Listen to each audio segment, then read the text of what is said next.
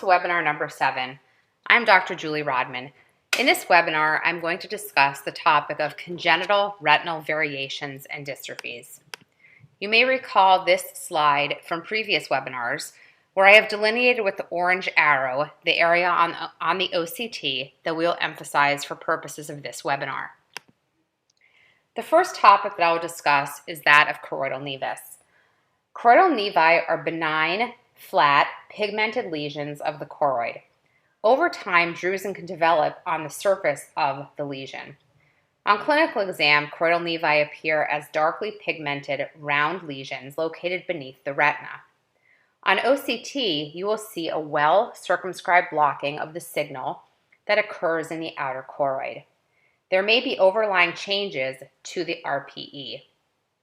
On the OCT scan to the left, you can see the orange arrow spanning the width of the nevus. The white arrow is pointing to drusen deposition on the surface of the lesion. The OCT on the right shows more of an elevated presentation of a choroidal nevus. I have delineated the RPE and nevus with purple arrows on this image. Here is a color OCT image of a choroidal nevus.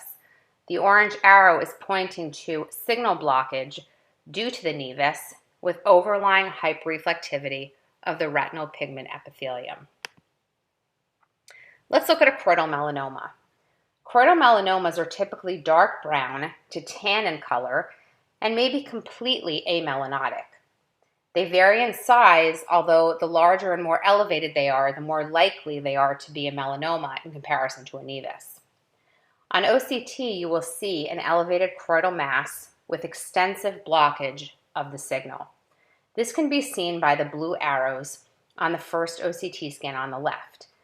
There are several other OCT findings, though, that should alert you also to the probability of a melanoma, including a shaggy appearance to the photoreceptors, loss of the external limiting membrane and ISOS junction.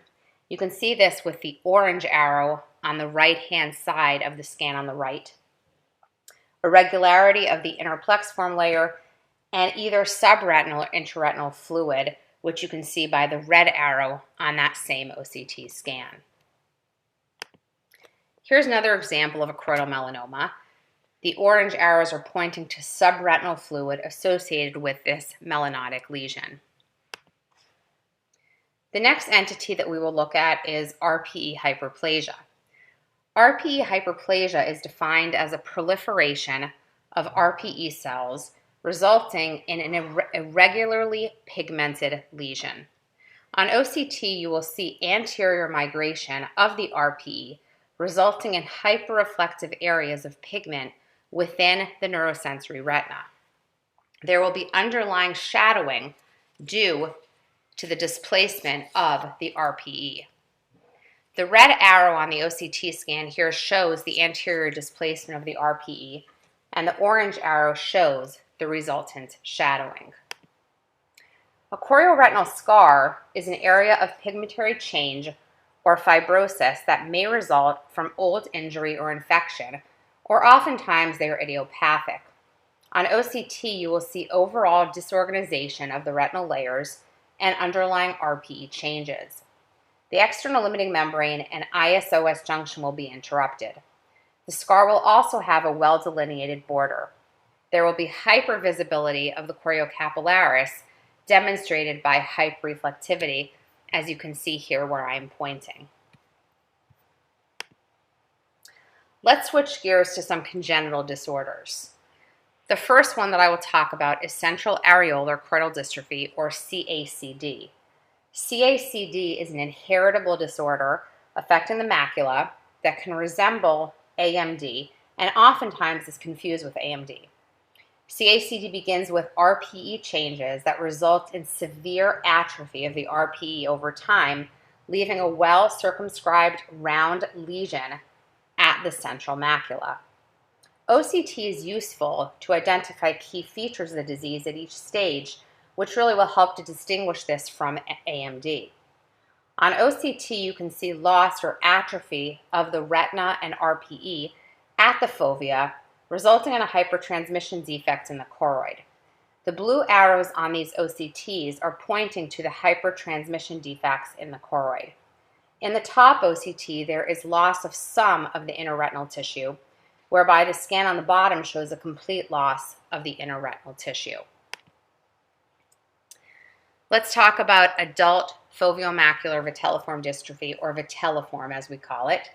Vitellform dystrophy is a genetic eye disease resembling Best's disease that affects adults. Vitellform occurs as a result of a buildup of lipofuscin in the subretinal space. Vitellform dystrophy is described by distinct stages. Over time, atrophy occurs, resulting in a very poor visual prognosis. On clinical exam, the lesions will appear as bilateral round yellow lesions at the macula. On OCT, Vitellform will appear as a hyperreflective round lesion extending anterior from the RPE. There may be variable internal reflectivity within the lesion. One of the complications we worry about with Vitellform is the formation of a choroidal neovascular membrane.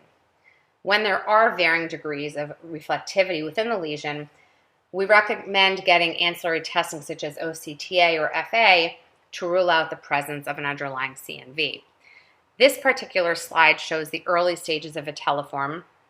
You can see with my arrow right here the hyperreflective material representing the lipofuscin deposition.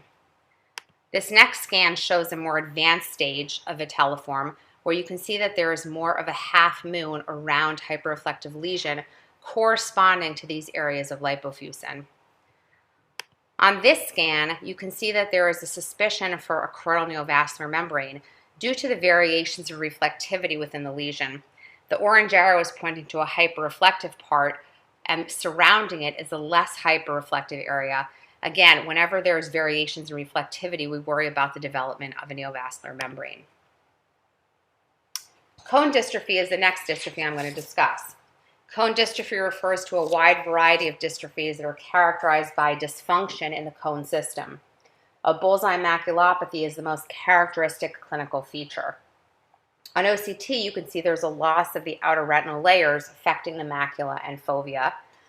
OCT findings in advanced disease will include complete atrophy of the macula, which you're beginning to see in this particular slide. Stargardt's disease is the most common inheritable macular dystrophy. The fundus appearance is that of fleck-like deposits of yellowish material at the level of the RPE in a pattern centered on the macula, although the entire posterior pole may be involved. On OCT, there is disruption of the RPE and overlying retina, including the ISOS junction and ellipsoid zone. These changes will correlate with the disease severity. Associated retinal atrophy begins parafoveally, spreading to involve the fovea with longer disease duration. It is interesting to note, however, that early on in the disease, the central fovea is usually spared. And you can see here what I was talking about with the changes to the RPE and the increased visibility in the choroid due to the lack of tissue or atrophy at the RPE. Plaquenil toxicity causes destruction of the macular rods and cones with sparing of the foveal cones. This pattern provides a typical bullseye appearance that we are accustomed to seeing with plaquenil toxicity. On OCT, you will see a ring of parafoveal RPE depigmentation that spares the fovea. You can see that with the orange arrows on the OCT scans. This disruption is considered one of the strongest indications of early retinal toxicity. The outer nuclear layer and inner plexiform layer later will become affected. Eventually, you will have what we call a sinkhole sign, showing displacement of the inner retinal structures towards the retinal RPE with a variable loss of the foveal contour. Congenital Achromatopsia is a hereditary disorder of vision characterized by a lack of cones. On OCT, you will see a distinct loss of the ISOS junction or photoreceptor integrity line directly at the fovea. Remember that the ISOS junction is the inner segment, outer segment junction of the photoreceptors, so without this, there will be no color vision. The last two entities are variations of hamartomas. Here we have a congenital simple hamartoma of the RPE, which is an uncommon benign tumor of the RPE that is present on the retinal surface. On OCT, you will see dense hyperreflectivity right here that results in shadowing and obscuration of both the underlying retina and choriocapillaris. These lesions always have extremely sharply demarcated borders. We're going to come back to solar in just a minute. We have a combined hamartoma of the RPE, which is a combined hamartoma of the retina and RPE. This is a rare benign hamartomous growth. The clinical appearance is focal disorganization of the retina and RPE with overlying fibrosis. The central macula can be disrupted by secondary vitreoretinal interface forces, which you can see here on this slide, or by the lesion itself, resulting in visual impairment. Some of the complications that we see with these combined hamartomas are things like cystoid macular edema, overall thickening may be due to epiretinal membrane formation, and tractional retinal detachments. The last entity is solar retinopathy or solar maculopathy. Solar maculopathy occurs as a result of accidental or purposeful prolonged exposure to intense light sources such as the sun or a welding arc. The injury is typically bilateral, symmetric, and located within the fovea. The inner retina is normal, and you can see here that the inner retinal tissue is unaffected. The only insult we have is this little spot right here at the ISOS junction. On OCT, there will be focal disruption or loss of the RPE and ISOS ellipsoid zone directly at the fovea. Thank you for joining me for this webinar. I hope that you are more familiar now with congenital abnormalities of the RP and choroid, and I hope to see you at future webinars.